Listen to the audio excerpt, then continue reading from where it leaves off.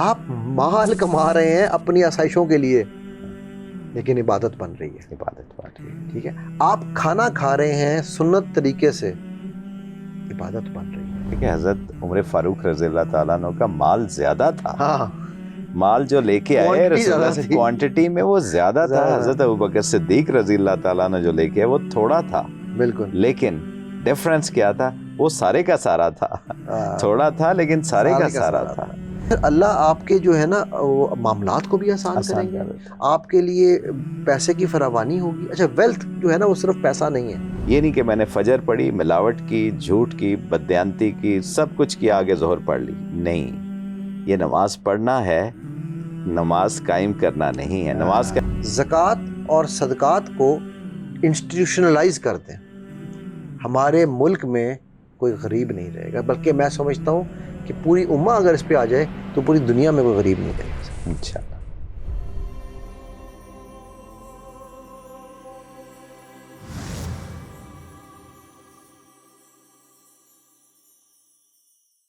السلام علیکم ورحمۃ اللہ وبرکاتہ ویورز. اور لوگ مجھ سے پوچھ رہے تھے کہ جی رمضان میں اب اتنے روزے گزر گئے, آپ کی انرجی ڈاؤن ہوگی. میں نے جیسے پہلے کہا الحمدللہ میں زیادہ انرجیٹک ہوتا جا رہا ہوں. ٹھیک ہے, امپاورمنٹ ہو رہی ہے, کلائمیکس کی طرف بڑھ رہے ہیں. مزہ آ رہا ہے نا, کیونکہ ہمیں یہ وہ نالج ہے جو ہمارے پاس تھا ہی نہیں پہلے. ٹھیک ہے, اللہ کے نبی صلی اللہ علیہ وسلم نے بار بار ہمیں ایڈوائس دی کہ پیسہ کماؤ, ضروری ہے. کہ اگر نہ ہوتا تو دیکھیں اللہ کے نبی صلی اللہ علیہ وسلم اگر اس چیز کی اہمیت نہ ہوتی نا تو عبداللہ بار میں نواف کو کبھی نہ کہتے جا کے تو پیسہ کما کے آ. جی ٹھیک ہے, اہمیت نہ ہوتی تو کبھی نہ کہتے کہ کون اللہ کے لیے اللہ کی راہ میں خرچ کرے گا. تو حضرت عمر نے کہا کہ میں تو اس دفعہ ابو بکر سے آگے نکل جاؤں گا رضی اللہ عنہ سے, انمان. ٹھیک ہے, لیکن انہوں نے کہا نہیں یار میں نہیں جیت سکتا. ٹھیک ہے, سو پرسوٹ جو ہے نا اس کی. اچھا, اس میں انٹرسٹنگ یہ فیکٹر ہے کہ حضرت عمر فاروق رضی اللہ تعالیٰ عنہ کا مال زیادہ تھا. ہاں, مال جو لے کے آئے رسول اللہ سے کوانٹٹی میں وہ زیادہ تھا. حضرت ابوبکر صدیق رضی اللہ تعالیٰ عنہ جو لے کے آئے وہ تھوڑا تھا. بالکل. لیکن ڈیفرنس کیا تھا, وہ سارے کا سارا تھا.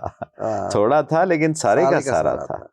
اللہ کے نبی صلی اللہ علیہ وسلم نے فرمایا کہ جو بھی اس دنیا پہ فوکس کرتا ہے نا تو اللہ اس کو اس دنیا کی چیزیں دے دیتے ہیں. جی بالکل دے دیتے ہیں. ٹھیک ہے, اس کے جو ہے وہ کیا کہنا چاہیے افیئرس کو, اس کے اندر جو ہے نا وہ اس کا بظاہر یہ لگ رہا ہے اس کے افیئرس کو آسان کر دیتے ہیں, اس کے اندر غربت کا خوف ڈال دیتے ہیں.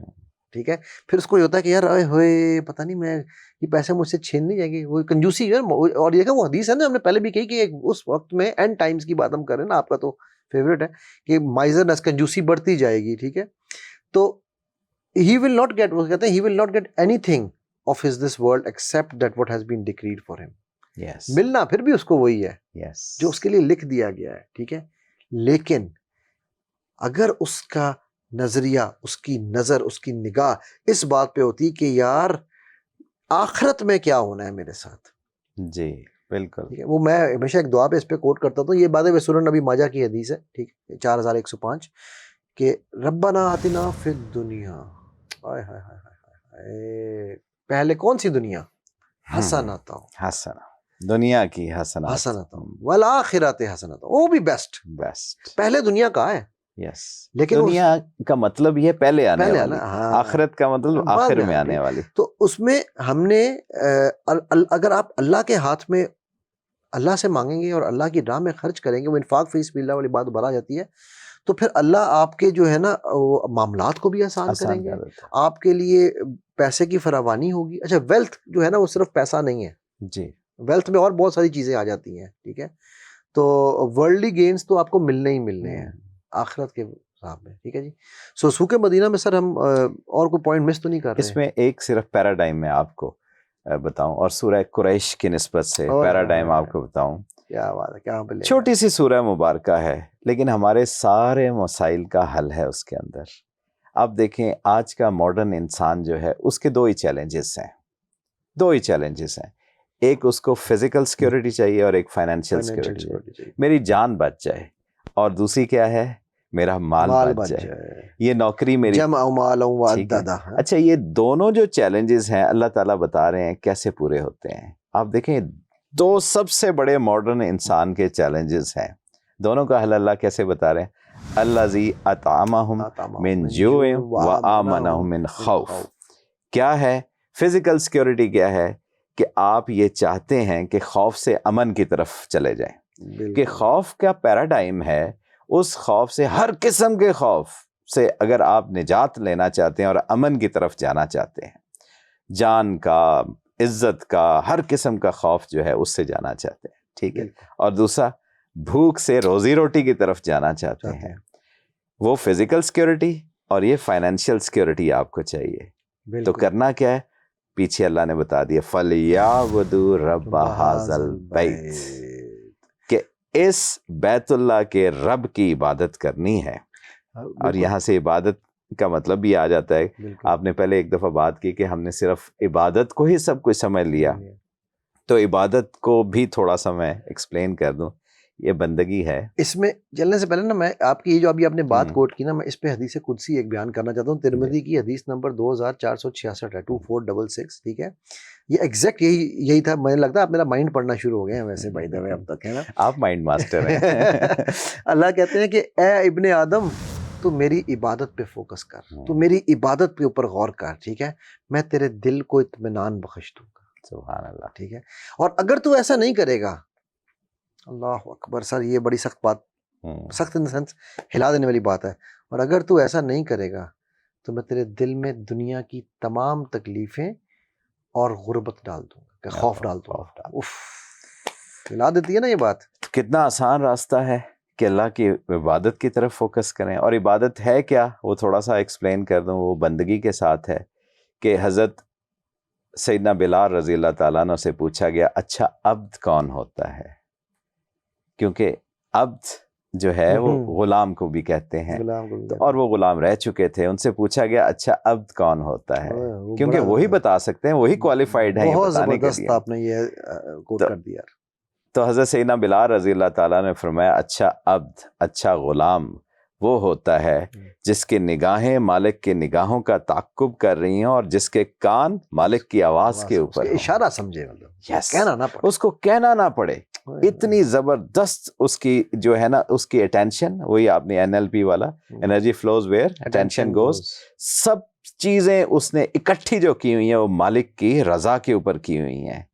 اور ایسا بندہ، اس کا ہر قدم پھر عبادت بن جاتا ہے. اور بلا آپ اندازہ کریں سر، میں تو قربان جاؤں اس چیز پہ کہ آپ کا سچے تاجر ہو کے آپ مال کما رہے ہیں اپنی آسائشوں کے لیے، لیکن عبادت بن رہی ہے. عبادت بن رہی ہے، ٹھیک ہے. آپ کھانا کھا رہے ہیں سنت طریقے سے، عبادت بن رہی ہے.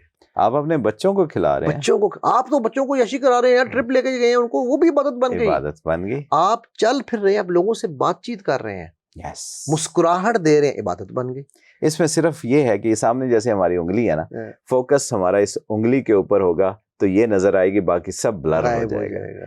پیچھے سامنے دیکھیں گے وہ نظر آئے گا، انگلی بلر. آج کل کیمرے یہ سب کچھ ثابت کر رہے ہیں نا، فوکس ڈی فوکس کرنا، ڈی فوکس والا. تو یہی اللہ کی رضا کی طرف ہماری نگاہ ہوگی تو سب کچھ دین کے مطابق ہو جائے گا. اگر وہ نہیں ہوگی، خواہش نفس آ جائے گا، وہ الہ بن جائے گا. جدا ہو دین سیاست سے تو رہ جاتی ہے چنگیزی.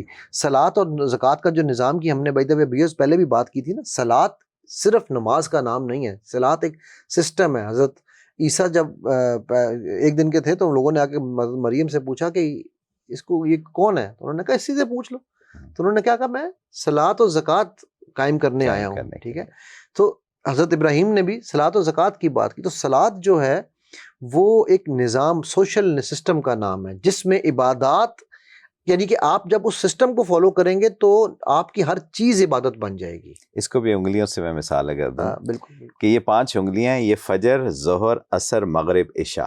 ٹائم سپیس ایسے ہی زیادہ ہے اور باقی ایسے ہی پروپورشنیٹ ہیں. اللہ نے ایسا بندوبست کیا اور ہر ایک کے ساتھ یہ کر دیا. اور ہاتھ میں، اس ہاتھ میں بھی ٹھوک دی انگلیاں، اس میں بھی ایسی، کہ بھول نہ جانا یہ فجر ہے، یہ ظہر ہے، یہ عصر ہے، یہ مغرب ہے، عشاء ہے.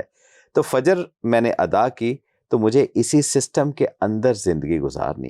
یہ نہیں کہ میں نے فجر پڑھی، ملاوٹ کی، جھوٹ کی، بددیانتی کی، سب کچھ کیا، آگے ظہر پڑھ لی. نہیں، یہ نماز پڑھنا ہے، نماز قائم کرنا نہیں ہے. نماز قائم کرنا ہے، میں نے حقوق اور معاملات، اخلاقیات، سارا یہ کچھ ہے اس کے صلاۃ. یس.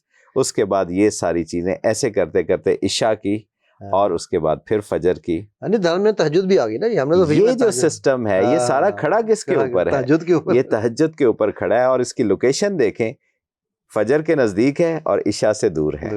بالکل, یہ ہے اللہ کا سسٹم. اور میں یہاں پر نا ایک چیز اور بھی اس کی مزیدار آپ نے بات کی میں ایڈ کروں کہ جو زکوٰۃ ہے نا, میں جس چیز کی ہم بات کر رہے تھے, زکوٰۃ صرف 2.5% کا نام نہیں ہے.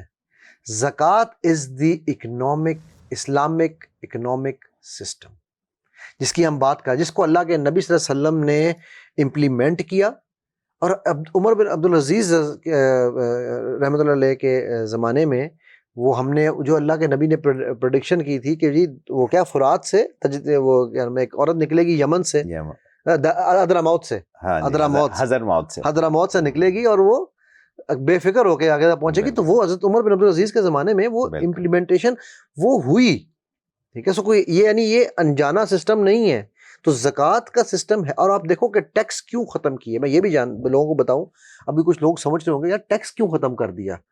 ٹھیک ہے, جب اللہ نے ڈیفائن کر دیا کہ یار یہ 2.5%, عشر اتنے %, اور صدقے تمہاری مرضی کے, تو پھر ہم انسان کون ہیں ٹیکس لگانے والے؟ میں چیلنج کر کے کہتا ہوں آپ آج ٹیکسیشن سسٹم کو ایبولش کر دیں, زکوٰۃ اور صدقات کو انسٹیٹیوشنلائز کر دیں, ہمارے ملک میں کوئی غریب نہیں رہے گا. بلکہ میں سمجھتا ہوں کہ پوری امہ اگر اس پہ آ جائے تو پوری دنیا میں کوئی غریب نہیں رہے گا. انشاءاللہ. تو اینی ویز ویورز انشاءاللہ اس پہ کل مزید بات کریں گے. اجازت لیتے ہیں. السلام علیکم ورحمۃ اللہ وبرکاتہ.